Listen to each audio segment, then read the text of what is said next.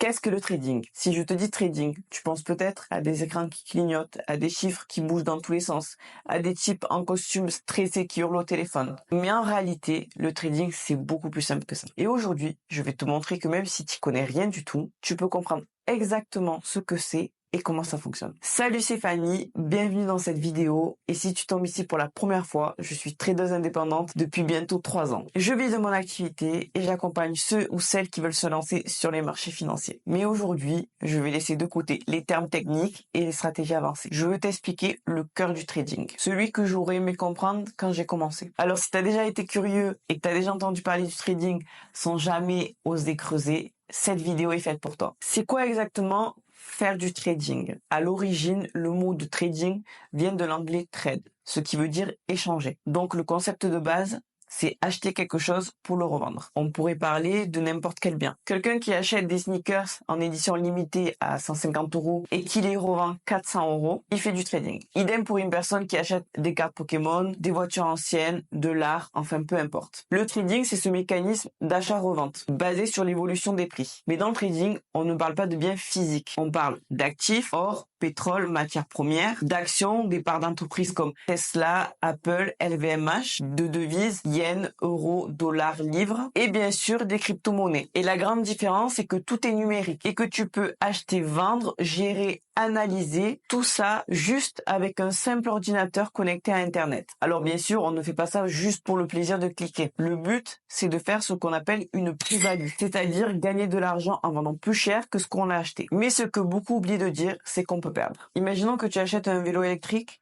à 2000 €. Tu le gardes quelques semaines et tu vois que la demande explose parce qu'il y a une grève de transport. Résultat, les gens cherchent à en acheter, le prix monte et tu revends le tien 2500 €. Tu viens de faire 600 € de bénéfice. Mais inversement, s'il y a une nouvelle version qui sort ou que le marché sature, le prix peut baisser. Et si tu le revends à 1700 €, tu as perdu 300 €. C'est exactement pareil avec les actifs financiers. Un exemple concret, prenons une action fictive. La société Novatech, tu achètes une action à 90 €, pensant que l'entreprise va publier de très bons résultats. Si ça se confirme et que l'action monte à 110 €, tu la revends et tu gagnes 20 € par action. Mais si les résultats déçoivent et que tu la revends à 70 €, tu la revends à perte. Donc, ce qu'il faut retenir ici, c'est que le trading, c'est anticiper une évolution de prix et réagir au bon moment. Comment ça fonctionne techniquement? À l'époque, les traders devaient passer leurs ordres par téléphone. Ils appelaient le courtier, ils leur disaient « achète-moi 500 actions de Coca-Cola »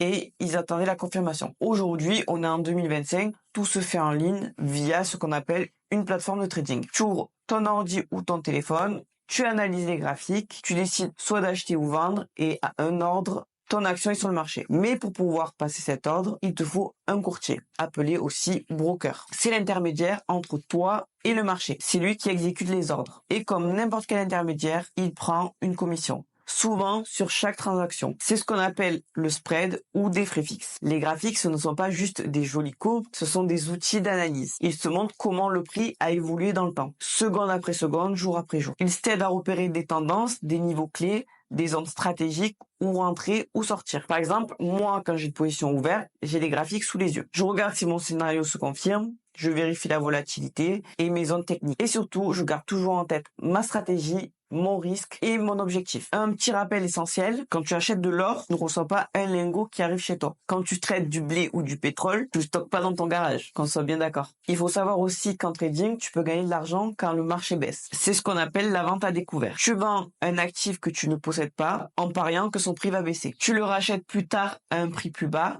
et tu encaisses la différence. En résumé, le trading, c'est anticiper l'évolution d'un prix, acheter ou vendre un actif au bon moment et chercher à faire une plus-value. Mais c'est beaucoup plus qu'un simple clic sur un bouton acheter. C'est un métier, une compétence et surtout une discipline mentale. Pourquoi je me suis lancé dans le trading? À la base, j'avais déjà un métier qui me passionnait. Mais soyons honnêtes, en termes de liberté et d'indépendance financière, c'est pas vraiment ça. Je ne vivais pas dans le manque, mais j'avais cette conviction profonde que je pouvais aller plus loin. Et puis un jour, par curiosité, je suis tombée dans le monde du trading. Et là, ça a été un vrai déclic. J'ai commencé à apprendre, à décortiquer les marchés et à me former sérieusement. Si cette vidéo t'a plu, n'hésite pas à la liker, à partager et à t'abonner. Et surtout, dis-moi en commentaire ce que tu as pensé de la vidéo. Et je te dis à très bientôt.